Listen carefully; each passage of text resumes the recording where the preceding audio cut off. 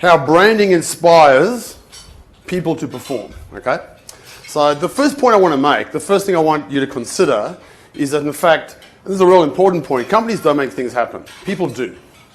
You might work in a company and the leadership of the organization has a vision, a plan, a strategy, and puts it out there, but unless the people in the organization own it, take responsibility for making it happen and actually do it, it ain't going to happen, yeah? Here's the question, okay? If people make things happen, here's the question. What percentage of the people who are employed in the great Sydney CBD buildings surrounding us, yeah, are engaged? Here's the number, 20%, okay? Now this is a number according to the Gallup survey, and there are many other such surveys, yeah? But the Gallup survey reckons 20% of people are engaged at work. Yeah, that means 80% are not, okay? So it seems to us, and seems to me, that people are not engaged at their place of work by their work. And this is fundamentally an issue. And I know it's an issue facing many people. I'll skip that slide. There's a lot of satire that sits around this whole notion of company, the institution, and people. Dilbert is a great. If you want to read Dilbert or follow Dilbert?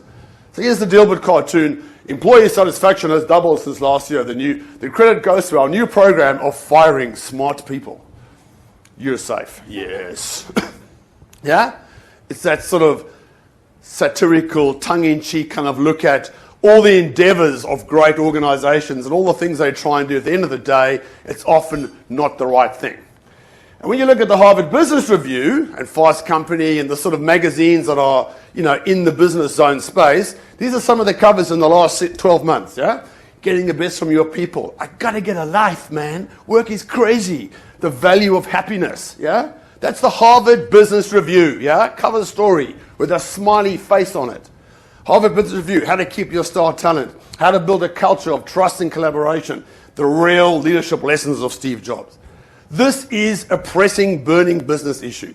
Because for most companies, the biggest resource they have and the biggest investment they make is in their people.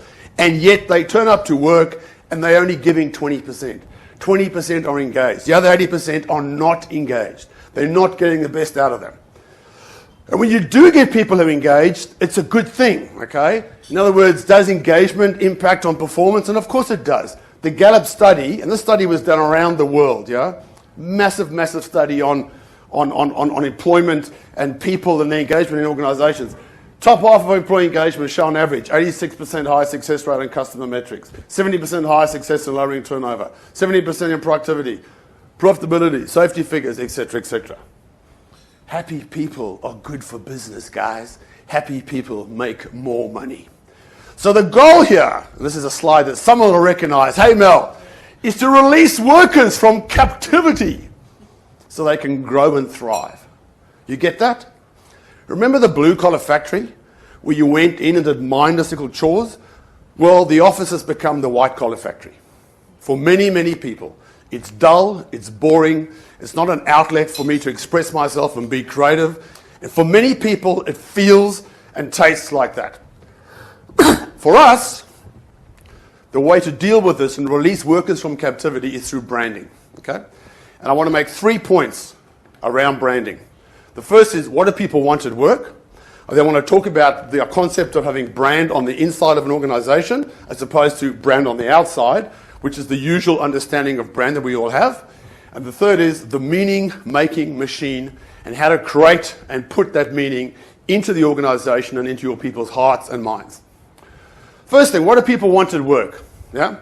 Now, you've seen these studies, guys. There are lots of studies like this. This is one of them. You know, top 5 things companies can do to help their staff stay committed and motivated. We've got respect, life-work balance, quality service, quality colleagues I get to work with, the type of work I get to do. I come in, I get a chance to do my best and do awesome stuff. Oh, and by the way, I'd like to be paid as well. In other words, salary is not the number one reason. Yeah? Duh. If you think about it, of course it's not. People don't just work for a salary. People work. It's part of their life. They want to contribute in a way that's bigger than just earning a paycheck. Salary is number 6, yeah? So when we think about this, and you think about people in organizations, our preference, and I think the way to do this, is to assume a positive view of people and human nature. And very often, if you think about the HR function in an organization, it assumes a negative view. The role of HR is to make sure you don't take too many sickies, you don't jip the petty cash, yeah? And you put in your bloody form so you can, when you take your leave. In other words, it's there to protect the interests of the company. The assumption is that you are going to do something wrong in some way. If you assume a positive view of human nature, everyone naturally wants to be engaged at work, yeah? Do they not? So it's not like a case of, oh God, only 20% of people are engaged. How do we get the rest engaged? Well, you know what? They want to be engaged. Given the choice between average and awesome, every person I know would choose awesome.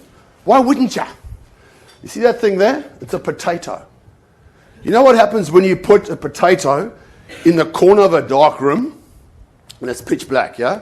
You know, it just starts growing and a little root comes out of it, and you have one little tiny bit of light in the corner of the room. You know what that root does? It grows towards the light. Yeah? Have you seen that? It grows towards the light. And that's what people do. They gravitate towards the light. But there has to be some light, guys. There has to be some light that they can grow towards.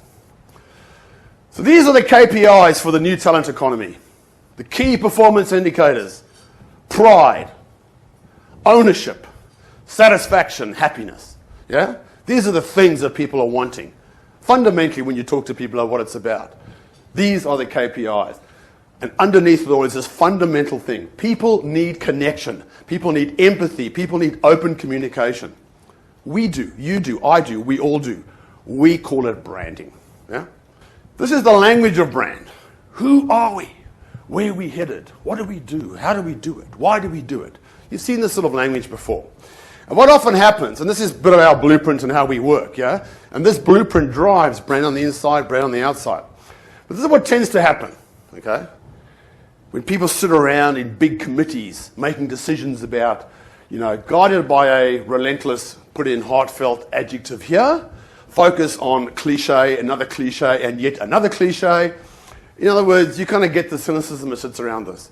Oh yeah, another vision statement, another mission statement, another set of values. Oh great, rah, rah, rah. What the hell does that mean to me? In other words, there's a distinction between branding on the inside that is institutionalized. You know, it's like treating everybody like just putting him back in boxes again and there you are. And that is real and meaningful and personal. Yeah? So this is the key. Let me ask you this question. Very fundamental, basic but important question.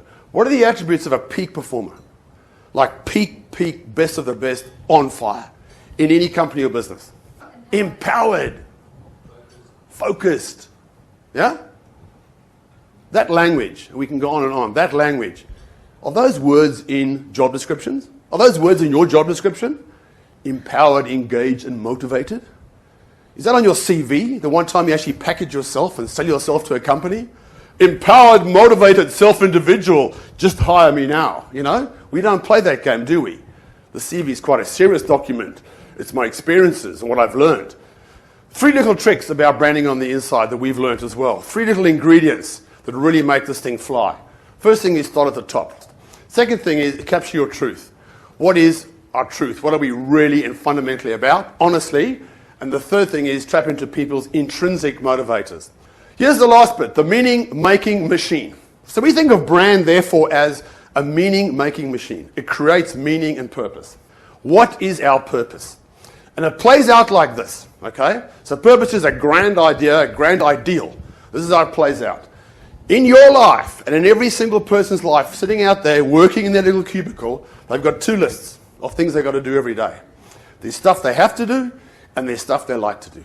And for most people, the list looks like this. If you are not engaged at work, it's because your have-to-do list is a long thing of shit you have to do, and your like-to-do list is a very short list, and it's usually reserved for holidays and weekends. Now, if your way of being is, I have to do this, that's what I get from you. Thank you very much. And you know these people. You've had meetings with these people. They walk into your office, and their whole way of being is, I have to do this. You go, oh my God. Yeah, here we go. The key is to change the balance here. There are always things in life you have to do. That's life. But what you really want to do is make sure that your I like to do list is longer than I have to do. And that comes down to what is your motivation and your purpose for what you do. And that's what branding brings. And that's what leadership brings and all those things. And some of you probably know this story about a guy who's a sweeper. Yeah, it's quite a famous, he's at NASA. He's a sweeper at NASA.